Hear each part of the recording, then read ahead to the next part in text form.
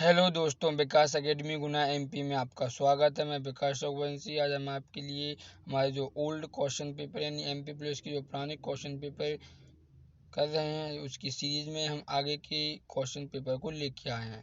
तो अगर आप हमारे यूट्यूब चैनल पर नए हैं, अगर आपने हमारे यूट्यूब चैनल को सब्सक्राइब नहीं किया तो आप हमारे चैनल को सब्सक्राइब कर लेना और बेल आइकन की बटन को दबाना, जिससे आपको आगे आने वाली सभी वीडियो की नोटिफिकेशन मिलती है। हमारे चैनल को सब्सक्राइब जरूर करना। अगर आपने इससे पहले कि हमारी सभी वीडियो नहीं देखी हैं तो आप हमारे यूट्यूब चैनल विकास एकेडमी गुना एमपी की प्ले लिस्ट में जाकर सभी वीडियो को देख सकते हैं। और वीडियो को समझने के लिए शुरुआत से अंत तक जरूर देखें, वीडियो को बीच में स्किप ना करें, जिससे आपको ये क्वेश्चन समझ में आएंगे। इस वीडियो में हम जीएस और जीके के क्वेश्चन करेंगे। ठीक है, चलिए। अगर अभी भी सब्सक्राइब नहीं किया, सब्सक्राइब करना और बेल आइकन को दबाना और कमेंट बॉक्स में हमें टाइप करिए, ज़रूर बताना कि वीडियो में क्या कमी थी। अगर कुछ कमी दिखती है तो हम वीडियो को और आगे की जो वीडियो होंगी उसमें कमी को दूर करके लाएंगे। ठीक है, चलिए हम पेपर की शुरुआत करते हैं। क्वेश्चन पेपर की professional examination board police constable recruitment test 2017 26 अगस्त 2017 3 PM सेकेंड शिफ्ट थी उसका ये क्वेश्चन पेपर है। ठीक है, चलिए शुरुआत करते हैं। पहला क्वेश्चन, नासरुद्दीन डागर एक विख्यात खालिस्तान थे। उर्दू शायर पहला ऑप्शन है, दूसरा पेंटर है, तीसरा कव्वाली गायक थे और चौथा ध्रुपद गायक। तो इसमें पूछा है कि जो नासरुद्दीन डागर थे वो कौन से गायक थे। तो इसका राइट आंसर क्या है, ध्रुपद गायक है। ध्रुपद गायक इसका राइट आंसर होगा। तो आपको याद रखना है कि नासरुद्दीन डागर एक विख्यात ध्रुपद गायक थे। ठीक है, चलिए नेक्स्ट क्वेश्चन देखते हैं। निम्न में से भारत के किस शहर में मेट्रो रेल का परिचालन किया गया था। ये भारत के कौन सा वो शहर है जिसमें सर्वप्रथम मेट्रो रेल का परिचालन किया गया था। पहला ऑप्शन है चेन्नई, दूसरा कोलकाता, तीसरा नागपुर, चौथा दिल्ली। तो आपको याद रखना होगा कि इसका राइट आंसर क्या है, कोलकाता। यानी कोलकाता में भारत की पहली मेट्रो रेल परियोजना परिचालन किया गया था, यानी शुरुआत की गई थी। ठीक है, तो आपको याद रखना है कोलकाता इसका राइट आंसर है। नेक्स्ट क्वेश्चन है, देश भर में परिवार न्यायालय की स्थापना के लिए किस वर्ष में परिवार न्यायालय अधिनियम बनाया गया था। यानी हमारे भारत देश में परिवार न्यायालय की शुरुआत कर रहे थे तो इसके लिए एक अधिनियम बनाया गया था। तो वो अधिनियम कब बनाया गया था, तो इसमें ये सन पूछिए उसकी। पहला है 1992, दूसरा 1989, तीसरा 1984 और चौथा है 1990। ठीक है, तो आपको इसका राइट आंसर माना है, इन्होंने क्या माना है, 1984। यानी 1984 में परिवार न्यायालय अधिनियम बनाया गया था। तो इसका राइट आंसर कौन सा होगा, तीसरा वाला होगा। ठीक है, चलिए नेक्स्ट क्वेश्चन पे चलते हैं। सामान्यतः किन्हें आधुनिक हिंदी साहित्य के पिता के रूप में कहा जाता है। आधुनिक हिंदी साहित्य में सबसे ज्यादा योगदान किसका रहा है, तो इसे उसका पिता कहा जाता है। तो इसमें ये पूछा है। ऑप्शन है पहला R.K. नारायण, दूसरा हरिवंश राय बच्चन, तीसरा भारतेंदु हरिश्चंद्र, चौथा प्रेमचंद। तो उन्होंने इसका राइट आंसर क्या माना है, भारतेंदु हरिश्चंद्र माना है। ठीक है, तो आपको याद रखना होगा कि सामान्यतः आधुनिक हिंदी साहित्य के पिता भारतेंदु हरिश्चंद्र को कहा जाता है। ठीक है, नेक्स्ट क्वेश्चन है,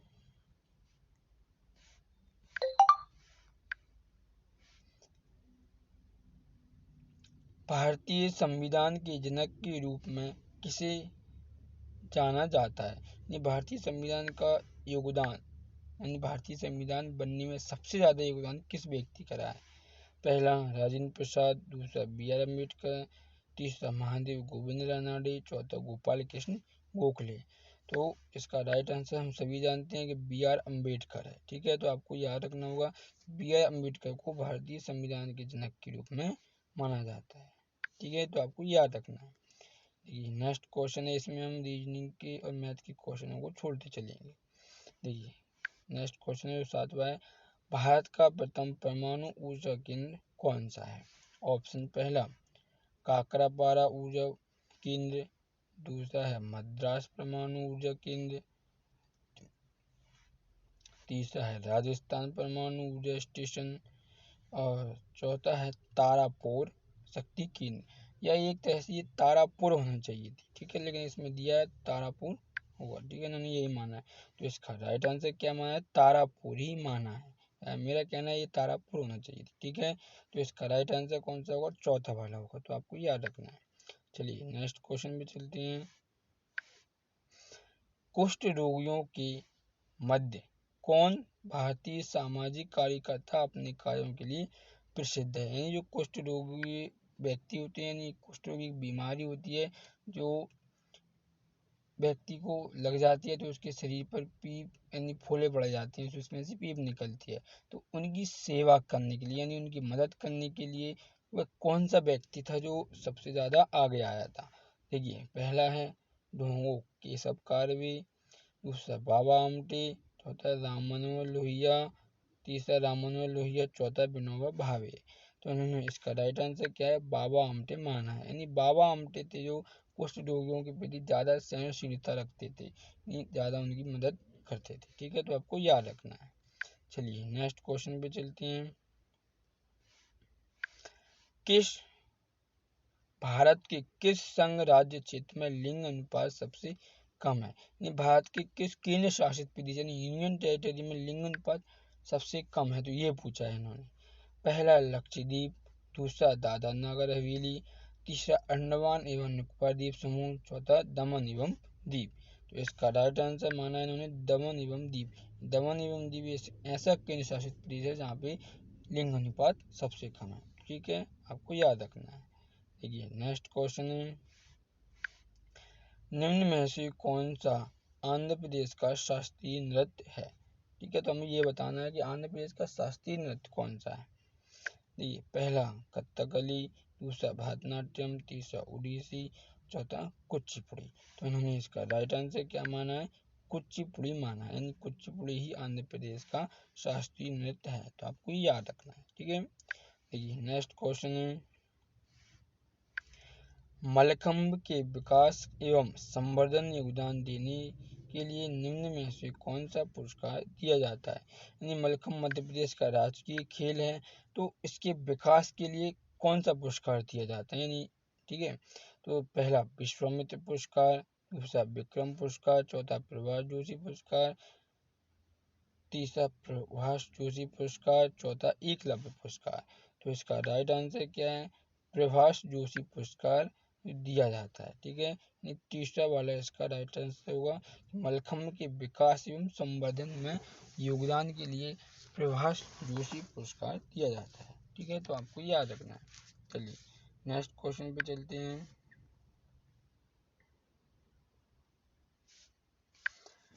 एक प्रदेश के राज्यपाल का कार्यकाल कितने वर्ष का होता है? तो हमको ये बताना है कि राज्यपाल बनता है इन प्रदेश में, तो उसका कार्यकाल कितने वर्ष का होता है। देखिए, पहला दिया है इसमें 65 वर्ष की आयु, दूसरा 60 वर्ष की आयु, तीसरा 5 वर्ष, चौथा 4 वर्ष। तो इसका राइट आंसर हम सभी जानते हैं कि 5 वर्ष होता है। यानी राज्यपाल किसी भी राज्य का बने, किसी भी स्टेट का बने, तो उसका कार्यकाल कितना होता है? 5 वर्ष का होता है, ठीक है, तो आपको याद रखना होगा। चलिए नेक्स्ट क्वेश्चन पे चलते हैं। शांति निकेतन की स्थापना किसने की थी? यानी शांति निकेतन की स्थापना किसने की थी, तो ये बताना है हमें। पहला मानवेंद्र नाथ राय, दूसरा रविन्द्रनाथ टैगोर, तीसरा राजा राममोहन राय, चौथा देवेंद्रनाथ टैगोर। तो इसका राइट आंसर क्या है? रविन्द्रनाथ टैगोर। रविन्द्रनाथ टैगोर ने ही क्या शांति निकेतन की स्थापना की थी, तो ये उसका दूसरा वाला राइट आंसर है, तो आपको याद रखना है। चलिए नेक्स्ट क्वेश्चन पे चलते हैं। लोकसभा चुनाव में उम्मीदवार बनने के लिए अनिवार्य आयु कम से कम ब्लैंक होनी चाहिए। यानी जो लोकसभा के चुनाव होते हैं, तो उसमें जो कैंडिडेट खड़ा होता है, सांसद के रूप में खड़ा होता है, तो उसके लिए इन्होंने क्या पूछी है? आयु, यानी उम्र सीमा कितनी होगी। देखिए, पहला ऑप्शन है 30 वर्ष, दूसरा 35 वर्ष, तीसरा 25 वर्ष और चौथा 21 वर्ष। तो आपको ये इसमें कंफ्यूजन नहीं होना है। लोकसभा है उसके लिए इन्होंने कितना 25 वर्ष माना जाता है, ठीक है, तो इसका राइट आंसर क्या होगा? 25 वर्ष होगा, ठीक है। और राज्यसभा में रहता है ना, अगर राज्यसभा में पूछें इसमें राज्यसभा में कितना होता है, तो राज्यसभा के लिए 30 वर्ष होता है और लोकसभा के लिए कितना होता है, 25 वर्ष होता है। तो आपको ये कंफ्यूजन नहीं होना, ये विषय का ध्यान रखना है, ठीक है। चलिए नेक्स्ट क्वेश्चन पे चलते हैं, इसमें हम क्वेश्चन छोड़ते चलते हैं। देखिए नेक्स्ट क्वेश्चन है, मध्य प्रदेश के सबसे छोटे जिले में से एक है, यानी इसमें ये पूछा है मध्य प्रदेश का सबसे छोटा जिला कौन सा है। ये 2011 की जनगणना के आधार पर पूछा गया है, ठीक है। तो आपको याद रखना है कि मध्य प्रदेश के सबसे छोटे जिले में से एक है, यानी इसमें ऑप्शन दिए हैं, इनमें से देखिए पहला ऑप्शन है राजगढ़, दूसरा धार, तीसरा रीवा और चौथा रतलाम है। तो उन्होंने इसका राइट आंसर क्या माना है, राजगढ़ माना है, ठीक है। तो राजगढ़ क्या है, सबसे मध्य प्रदेश का सबसे छोटा जिला है, तो आपको ये याद रखना होगा, ठीक है। अगर आपको इस क्वेश्चनों में या इस वीडियो में कुछ भी डाउट लगे तो आप हमसे कमेंट बॉक्स में ज़रूर टाइप कर पूछ सकते हैं और हमें बताना कि इसमें कुछ कमी तो नहीं है, ठीक है। चलिए नेक्स्ट क्वेश्चन पे देखते हैं, इसमें साइंस का क्वेश्चन है, बॉक्साइट एल्यूमिनियम का एक अयस्क है, यह इनमें प्रचुर मात्रा में पाया जाता है, यानी बॉक्साइट किसका एक अयस्क है, ये प्रचुर मात्रा में पाया जाता है जी। कटनी खदान में, पन्ना खदान में, बस्तर खदान में और दुर्ग खदान में, यानी इसमें ये कहा है कि बॉक्साइट एल्यूमिनियम एक अयस्क है, ठीक है। तो बॉक्साइट एल्यूमिनियम है ना, वो एक अयस्क है। तो ये प्रचुर मात्रा में कहाँ पाया जाता है, मध्य प्रदेश में। उन्होंने इसका ये पूछा है, तो इसका राइट आंसर क्या है, कटनी, यानी कटनी की खदान है, वहाँ पर ये बॉक्साइट एल्यूमिनियम सबसे ज़्यादा पाया जाता है। तो आपको ये याद रखना होगा, कटनी ही इसका राइट आंसर है। देखिए नेक्स्ट क्वेश्चन देखते हैं, निम्न में से किन्होंने भारत के उपराष्ट्रपति पद नहीं संभाला है। यहाँ पे कंफ्यूजन नहीं होना है, यहाँ पे क्या दिया गया है, नहीं, यानी नहीं संभाला है। क्या होता है, हम जल्दी जल्दी हो सकता है हमें क्या समझते हैं, क्वेश्चन एक सरल क्वेश्चन आ गया तो हम क्या पढ़ देते हैं, निम्न में से किसने भारत के उपराष्ट्रपति का पद संभाला है। तो इसमें आपको कंफ्यूजन नहीं होना, ये विशेष का ध्यान रखना है, इसमें नहीं दिया है कि कौन व्यक्ति है जिसने नहीं संभाला है। देखिए पहला डॉक्टर जाकिर हुसैन, दूसरा डॉक्टर राधाकृष्णन, तीसरा डॉक्टर राजेंद्र प्रसाद और चौथा है भैरव सिंह शेखावत। तो आपको स्पष्ट इसमें देख रहा होगा कि ये सरल क्वेश्चन है, डॉक्टर राजेंद्र प्रसाद, ये डॉक्टर राजेंद्र प्रसाद है, इन्होंने ये उप राष्ट्रपति का पद नहीं संभाला है क्योंकि ये प्रथम राष्ट्रपति बने थे, यानी जब गठन हुआ था तो तुम ये प्रथम राष्ट्रपति थे, ठीक है। तो आपको ये याद रखना होगा, ये इसका कौन सा होगा, तीसरा वाला इसका राइट आंसर है, डॉक्टर राजेंद्र प्रसाद हैं जो राष्ट्रपति नहीं बने अब तक, ठीक है। देखिए नेक्स्ट क्वेश्चन है, इसमें साइंस का आ जाता है, निम्नलिखित में से किसने बंगाल की रॉयल एस्थेटिक सोसाइटी की स्थापना की है। सॉरी ये जीके का ही है। देखिए पहला विलियम जोन्स, दूसरा लॉर्ड कॉर्नवालिस, तीसरा जॉन शोर, चौथा वारेन हेस्टिंग्स। यानी इसमें ये अंग्रेजों से क्वेश्चन आया है, ये आपको बेसिस का ध्यान रखना है, जो इसमें कुछ महत्वपूर्ण टॉपिक है उनसे क्वेश्चन बनते ही बनते हैं, तो आपको उनको जरूर से जरूर ध्यान रखना है, ठीक है। इसका राइट आंसर क्या है, विलियम जोन्स, विलियम जोन्स ने बंगाल की रॉयल एस्थेटिक सोसाइटी की स्थापना की थी, ठीक है। चलिए अब नेक्स्ट क्वेश्चन पे चलते हैं, इनको छोड़ देते हैं, ये रीजनिंग के क्वेश्चन है। देखिए भारतीय वायुसेना में एयर मार्शल का पद तक पहुंचने वाली प्रथम भारतीय महिला कौन है, यानी जो भारतीय वायुसेना में एयर मार्शल का पद होता है वहां तक पहुंची है, वो प्रथम महिला कौन सी, यानी महिला के बारे में पूछा है। देखिए ऑप्शन है पुनीत अरोड़ा, दूसरा अंजलि भागवत, चौथा बुला चौधरी, तीसरा बुला चौधरी, चौथा है पद्मा बंदोपाध्याय। तो हमको अगर याद है, पता है, तो हम इसका राइट आंसर लगा सकते हैं, कौन है जो पद्मा बंदोपाध्याय है, ये एयर मार्शल की पद तक पहुंच चुकी है, ठीक है। तो इसका राइट आंसर कौन सा होगा, फोर्थ वाला होगा, यानी चौथा होगा, ठीक है। देखिए नेक्स्ट क्वेश्चन पे चलते हैं, ये नेक्स्ट क्वेश्चन है,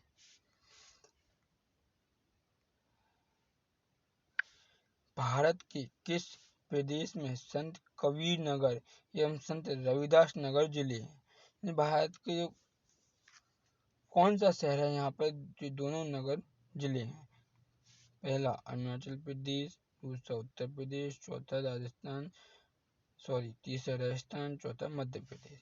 तो इसका राइट आंसर क्या है? राइट आंसर होगा उत्तर प्रदेश। यानी जो उत्तर प्रदेश है उसमें क्या है? संत कबीर एवं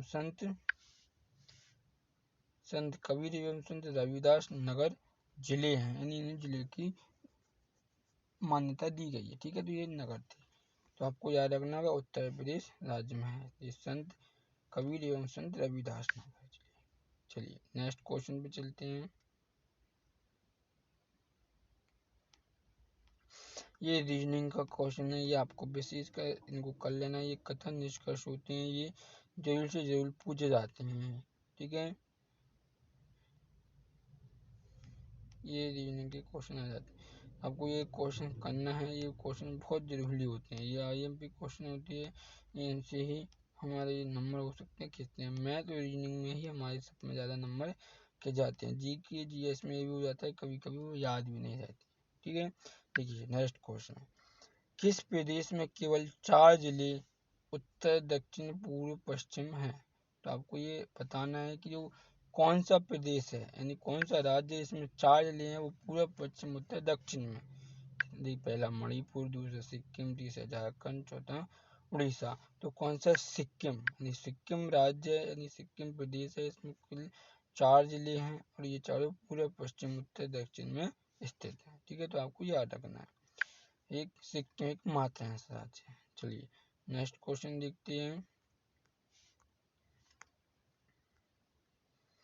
ये रीजनिंग के क्वेश्चन आते हैं, इनमें भी विशेषकर हमें देखना पड़ता है कि कौन सा वाला है। ठीक है, तो आपको ये कर लेना है इनकी अच्छे से तैयारी। मैथ रीजनिंग में ही हमारे नंबर ज़्यादा खींचते हैं। ठीक है, चलिए नेक्स्ट अब देखते हैं नीचे क्वेश्चन कहाँ है। ये भी अभी मैथ रीजनिंग के ही क्वेश्चन आ रहे हैं। देखिए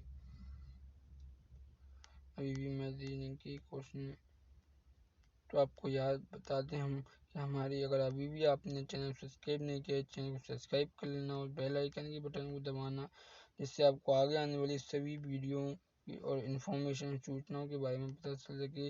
हमारा यूट्यूब चैनल विकास अकेडमी गुना MP हर न्यूज़ की अपडेट लेकर आता है। ठीक है, तो अगर आप अभी भी सब्सक्राइब नहीं किया, सब्सक्राइब जरूर कर लेना।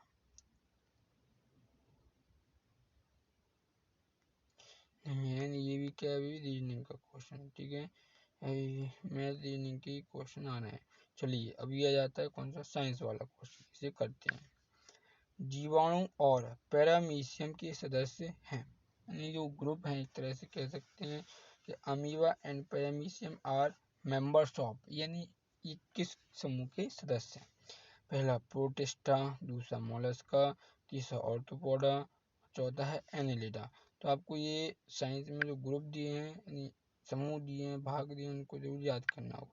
तो ये जीवाणु और पैरामीशियम के समूह के प्रोटिस्टा समूह के सदस्य। ठीक है, तो इसका राइट आंसर पहला वाला होगा। तो आपको याद रखना होगा कि जीवाणु और पैरामीशियम प्रोटिस्टा समूह के मेंबर हैं। चलिए नेक्स्ट क्वेश्चन पे चलते हैं। नीचे दिए गए पदार्थों में से कौन सा ओजोन परत के अपक्षय के लिए उत्तरदायी नहीं है?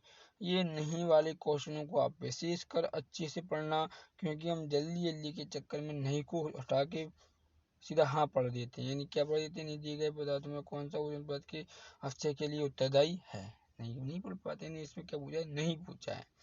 पहला ऑप्शन है क्लोरोफ्लोरोकार्बन, दूसरा कार्बन टेट्राक्लोराइड, चौथा एस्टोल और तीसरा एस्टोल, चौथा अमोनियम। तो इसका राइट आंसर क्या है? अमोनियम, यानी अमोनियम होती है जो पर्यावरण के लिए हानिकारक नहीं होती, और ये सभी होते हैं। ये भी होता है, ये CFC भी कहते हैं, जो फ्रिजों में उपयोग किया जाती है। कार्बन टेट्राक्लोराइड जो वाहनों से निकलती जाता है।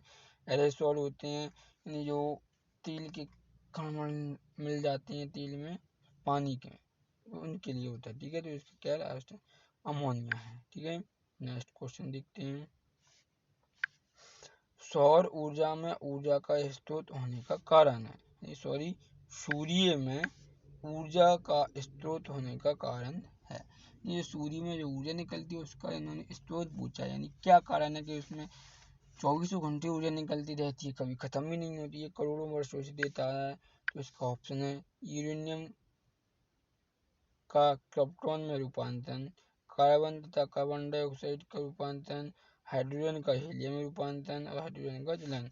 तो इसका राइट आंसर, ये बहुत सरल क्वेश्चन कह सकते हैं कि हाइड्रोजन का हीलियम में रूपांतरण होता है, यानी कि इसका राइट आंसर कौन सा, तीसरा वाला है। जो हाइड्रोजन के अणु होते हैं वो हीलियम में रूपांतरित हो जाते हैं, उनसे क्या निकलती है, ऊर्जा निकलती है। ठीक है, तो आपको याद रखना है। चलिए नेक्स्ट क्वेश्चन पे चलते हैं। नालिकाओं का समुच्चय जो हमारे घरों या सार्वजनिक भवनों में बहिर्गमन को जल उपचार संयंत्र तक ले जाते हैं कहलाते हैं। जो नालियाँ होती हैं उनकी प्रणाली को पूछा है क्या कहते हैं। ऑप्शन, नाली प्रणाली, परिवहन, मल नल और मल व्यवस्था। तो इसका राइट आंसर इन्होंने क्या माना है, मल व्यवस्था। मल व्यवस्था इसका राइट आंसर है, तो आपको ये याद रखना होगा, मल व्यवस्था इसका राइट आंसर, चौथा वाला इसका राइट आंसर होगा। चलिए नेक्स्ट क्वेश्चन पे चलते हैं हम। क्षुद्र ग्रह निम्न की कक्षा में मध्य पाए जाते हैं, जो एस्टेरॉयड कह सकते हैं एक तरह से, वो कहाँ पाए जाते हैं, यानी किसकी कक्षा के बीच में पाए जाते हैं जो ग्रह हैं, वो कौन सी कक्षा में। पहला देखिए, पहला दिया है मंगल एवं बृहस्पति, दूसरा मंगल एवं पृथ्वी, तीसरा शनि एवं बृहस्पति, चौथा है नेपच्यून एवं प्लूटो। तो इसका राइट आंसर कौन सा वाला है, मंगल एवं बृहस्पति जो ग्रह हैं उनकी कक्षाओं के बीच में ये पाए जाते हैं। तो इसका राइट आंसर कौन सा होगा, पहला वाला होगा, तो आपको याद रखना है। चलिए नेक्स्ट क्वेश्चन देखते हैं। रक्त का कौन सा अवयव ऑक्सीजन का परिवहन करता है, जीव द्रव्य, WBC, RBC और प्लेटलेट्स। तो इसका राइट आंसर कौन सा होगा, जो RBC होती हैं वो, यानी इसका राइट होगा। देखिए RBC का फुल फॉर्म ही यही होता है कि रेड ब्लड कार्पल्स, यानी लाल रक्त कणिकाएं, यानी तो ये रक्त का क्या करती हैं, परिवहन करती हैं। तो आपको याद रखना होगा कि इसका राइट आंसर तीसरा वाला होगा RBC। ठीक है, और WBC का फुल फॉर्म होता है व्हाइट ब्लड कार्पल्स, जो हमारी रोगाणु क्षमता होती है उसको बनाए रखती है। देखिए नेक्स्ट क्वेश्चन है, एड्स के लक्षित अंग का नाम बताइए, यानी एड्स से ज़्यादातर क्या होता है, जिससे मतलब हमारे शरीर का कौन सा अंग है जो एड्स से प्रभावित होता है। पहला हृदय, लिम्फ नोड, यौनांग, मस्तिष्क। तो इसका राइट आंसर कौन सा है, लिम्फ नोड होती है, नहीं वो होता है, जो लिम्फ नोड है वो ज़्यादातर क्या होती है, एड्स से घिसित होती है। ठीक है, तो इसका राइट आंसर क्या माना है इन्होंने, लिम्फ नोड माना है। ठीक है, तो आपको याद रखना, शरीर में अंदर पाई जाती है हमारे, जो एड्स से लक्षित अंग का नाम है। नेक्स्ट क्वेश्चन है, तंत्रिका कोशिकाओं में यह उपस्थित नहीं होता है। हाँ, मैं ये बार बार बोल रहा हूँ कि नहीं का विशेषकर ध्यान रखना। ठीक है, तो इसका राइट आंसर क्या है, पहला डेंड्राइट, दूसरा कंडरा, अक्षंतु और तंत्रिका फलागम। तो इसका राइट आंसर क्या है, कंडरा। कंडरा है वो तंत्रिका कोशिका में उपस्थित नहीं होता है। ठीक है, तो आपको ये याद रखना होगा, ये सभी और पाए जाते हैं। देखिए नेक्स्ट क्वेश्चन है, निम्न यौगिकों में से किस एक का कम कैलोरीजनन मान होता है। जो दी गई है इनमें कैलोरीजनन मान कम किसका होता है। पहला लकड़ी, पेट्रोल, अल्कोहल और कोयला। तो इसका राइट आंसर क्या है, लकड़ी, यानी लकड़ी का कैलोरीजनन मान सबसे कम होता है। ठीक है, तो आपको याद रखना होगा, यानी इसका क्या राइट आंसर पहला वाला होगा, यानी वुड, यानी लकड़ी। ठीक है, चलिए नेक्स्ट क्वेश्चन पे चलते हैं। दिल्ली में DTC बसों में डीजल और पेट्रोल का प्रयोग CNG द्वारा प्रतिस्थापित कर दिया गया है, क्योंकि देखिए मैं आपको बता दूं, यहाँ पे CNG का फुल फॉर्म होता है कंप्रेस नेचुरल गैस। ठीक है, तो आपको ये याद रखना होगा, CNG का फुल फॉर्म है, CNG के बारे में यहाँ पे पूछा है। पहला ऑप्शन, डीजल और पेट्रोल का उच्च कैलोरीजन मान होता है। डीजल और पेट्रोल का समाप्त होने जाने वाले प्राकृतिक साधन है। CNG एक स्वच्छ एवं गैर प्रदूषक ईंधन है, और CNG एक नवीनकृत प्राकृतिक साधन है। तो इसका राइट आंसर क्या होगा, ये वाला, CNG एक स्वच्छ एवं प्रदूषक ईंधन है, यानी तीसरा वाला। यानी जो CNG होती है वो कंप्रेस्ड नेचुरल गैस है, इससे प्रदूषण ज़्यादा नहीं फैलता है, इसलिए इसका उपयोग किया जाने लगा है। चलिए नेक्स्ट क्वेश्चन पे देखते हैं। समतल दर्पण का वह कोण जिसके अंतर्गत यह दाएं को बाएं रूप में तथा इसका विपरीत दिखाता है उसे क्या कहते हैं। जो दर्पण होता है, दर्पण में अगर आपने कभी भी देखा हो, दर्पण के सामने करके देखना, जो अक्षर सीधे लिखे होते हैं वो उल्टे होते हैं, उल्टे होते हैं वो सीधे हो जाते हैं। तो उसका क्या कारण है, किस वजह से होता है, ये बहुत अच्छा क्वेश्चन पूछा है। पहला अपवर्तन, दूसरा परावर्तन, तीसरा उद्दंग विलोमन तथा पार्श्व विलोमन। तो इसका राइट आंसर क्या है, पार्श्व विलोमन। यानी पार्श्व विलोमन के कारण ही ये होता है कि जो अक्षर उल्टे हैं वो सीधे दिखते हैं और सीधे हैं वो उल्टे दिखते हैं। ठीक है, आपको ये याद जरूर रखना है, पार्श्व विलोमन होता है। चलिए नेक्स्ट क्वेश्चन पे चलते हैं। ये मैथ और रीजनिंग क्वेश्चन है, आपको ये याद रखना है। देखिए इसमें ये भाषा वाला एक क्वेश्चन आता है, इसे हम कर लेते हैं।